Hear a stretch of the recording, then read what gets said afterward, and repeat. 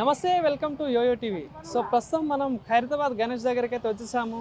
So ఏదైతే చూసుకుంటే తెలుగు రాష్ట్రాల్లో కానీ అటు భారతదేశం అంతటా కూడా ఖైరతాబాద్ గణేష్ గురించి అయితే తెలియని వాళ్ళు ఎవరు లేరు. ఏది చూసుకుంటే 1954లో ఒక అడుగుతో స్టార్ట్ చేసి ఇప్పుడు 70 సంవత్సరాలు పూర్తి చేసుకొని ఈసారి ఖైరతాబాద్ గణపతి స్పెషల్ ఏంటిదంటే 70 సంవత్సరాలు పూర్తి చేసుకున్న కారణంగా కూడా 70 అడుగుల ఎత్తులో కూడా ఖైరతాబాద్ గణేష్ మనకు దర్శనం ఇవ్వబోతున్నారు.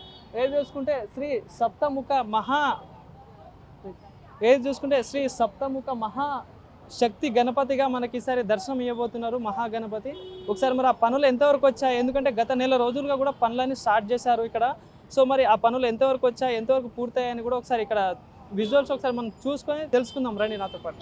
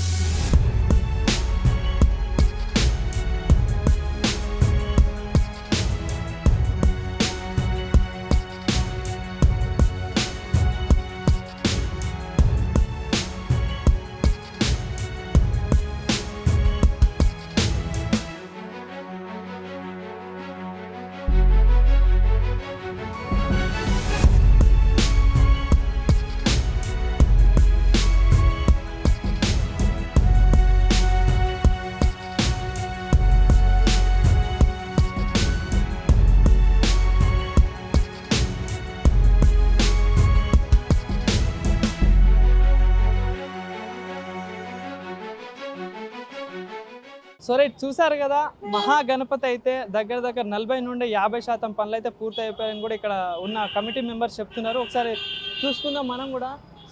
శ్రీ సప్తముఖ మహాశక్తి గణపతిగా బడా గణేష్ 70 అడుగుల రూపంలో మనకి దర్శనం ఇవ్వబోతున్నారు. కుడివైపున చూసుకుంటే శ్రీ సీతారామ కళ్యాణం విగ్రహాలు అయితే ఉండబోతున్నాయి. అదే దాని పక్కన కింద చూసుకుంటే ఏదైతే అయోధ్యలో ఉన్న బాలరాముడి విగ్రహం ఉండబోతుంది. దాని పక్కన ఇటు కుడివైపులో చూసుకుంటే రాహు కేతువులు కూడా ఉండబోతున్నారు. సో అదేవిధంగా కుడివైపులో కూడా శివపార్వతుల కళ్యాణం విగ్రహాలు కూడా ఉండబోతున్నాయి. సో ఈసారి ఖైరతాబాద్ బడా గణపతి ఎప్పుడు లేని విధంగా, ఏ దేశంలో ఎక్కడ లేని విధంగా 70 అడుగులతో కూడా ఈసారి మనకు దర్శనం ఇవ్వబోతున్నారు.